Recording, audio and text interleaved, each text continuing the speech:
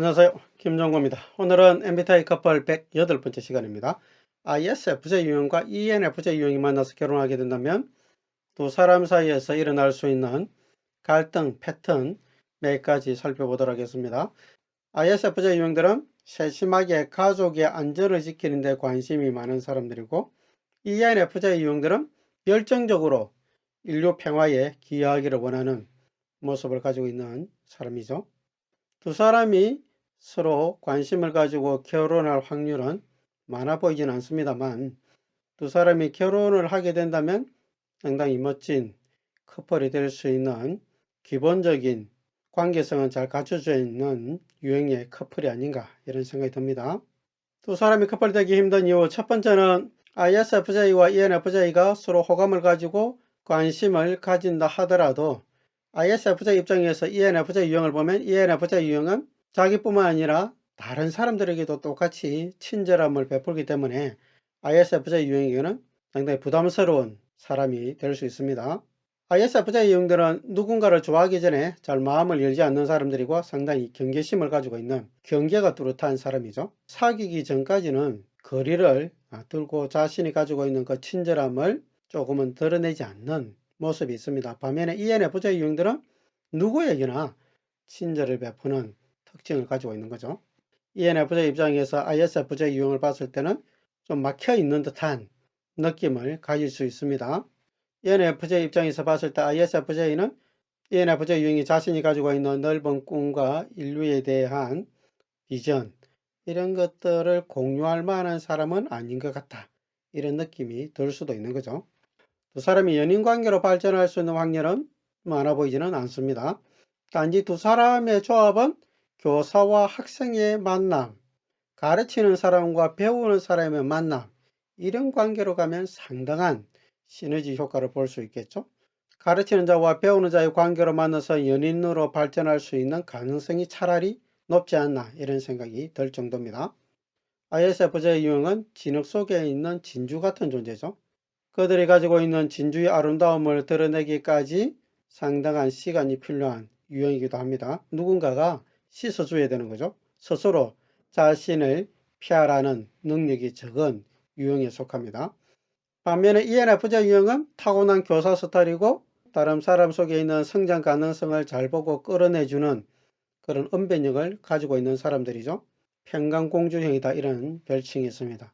ENFJ 유형이 ISFJ의 내적 성장 가능성을 보고 긍정적인 피드백을 해서 ISFJ가 자신감과 용기를 가지고 자기 속에 있는 장점들을 잘 발휘할 수 있는 형태로 가는 관계가 되면 아주 좋은 결과물을 나타낼 수가 있겠죠.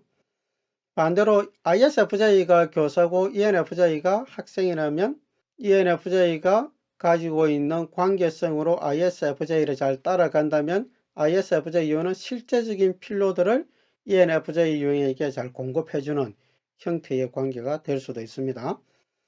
어쨌든 두 사람은 교사와 학생으로 만나면 상당히 어울리고 좋은 시너지를 나타낼 수 있는 관계가 아닐까, 이런 생각이 듭니다.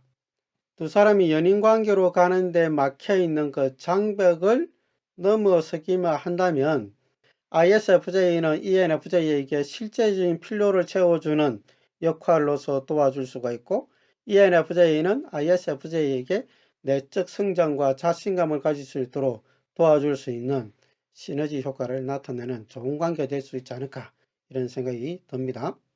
근데 이 두 사람이 결혼 관계에서 초기에 극복해야 될 것들이 있는데, 첫 번째는 ISFJ 유형들은 세심한 사람들이기 때문에 관계에 있어서도 세심한 경계선을 두는 사람들입니다.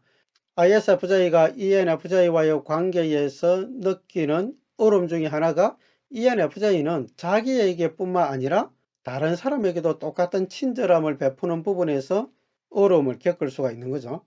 그렇기 때문에 ENFJ는 ISFJ와의 관계에서 확실한 사랑의 신뢰성을 확보하기 전까지 자신의 그 친절함을 다른 사람들에게 베풀 때 조심해 줘야 될 필요성이 있습니다. 그리고 ISFJ는 ENFJ와의 관계에서 좀 더 대범해지고 용기를 가지고 자신감을 가지고 대할 필요가 있겠죠.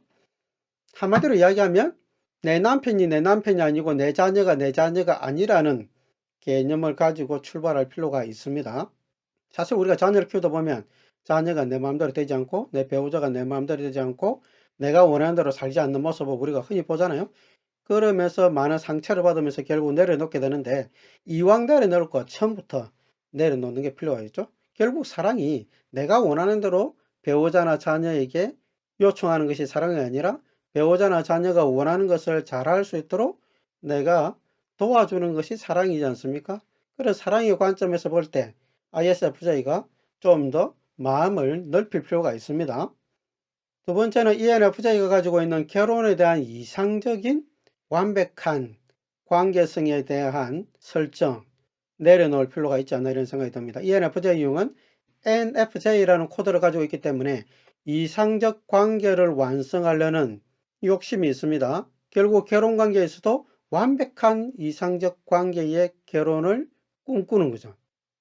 결혼해 보신 분은 알겠지만 완벽한 배우자도 없고 완벽한 결혼도 없고 완벽한 관계는 세상에 존재하지 않죠. 하지만 ENFJ 유형들은 처음에 이성을 사귈 때 저 사람은 정말 나에게 완벽한 배우자라고 이상화시켜서 시작하는 경향이 없잖아 있습니다. 근데 좀 지나다 보면 이 사람이 완벽한 사람이 아니라는 것을 결국은 이제 깨닫게 되는 거죠. 그것 때문에 이제 좌절하는 사람들이 있고 어려움을 겪는 사람들이 있고, 그 완벽한 결혼이 되지 못한 것이 당연한 것임에도 불구하고 그 문제가 배우자의 문제다 이렇게 가버리면 그 불만과 화살이 배우자에게 날아가겠죠. 그러면 이것이 또 심각한 문제가 될 수 있습니다.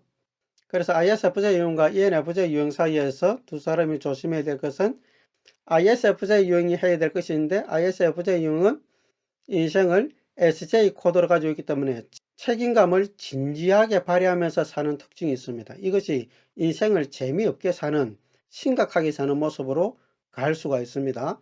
ISFJ 유형들은 인생을 재미있게 사는 부분에서 자신을 개발해야만 ENFJ 유형과의 관계에서 좀 더 넓은 관점에서 또 열린 마음을 가지고 부부관계를 이루어가는데 도움이 되겠죠. 그래서 ISFJ 유형은 자나깨나 내가 배우자를 재미있어 하는지, 배우자와의 관계에서 재미있는 가족관계를 만들기 위해서 뭔가를 하고 있는지 초점을 맞춰야 되겠죠.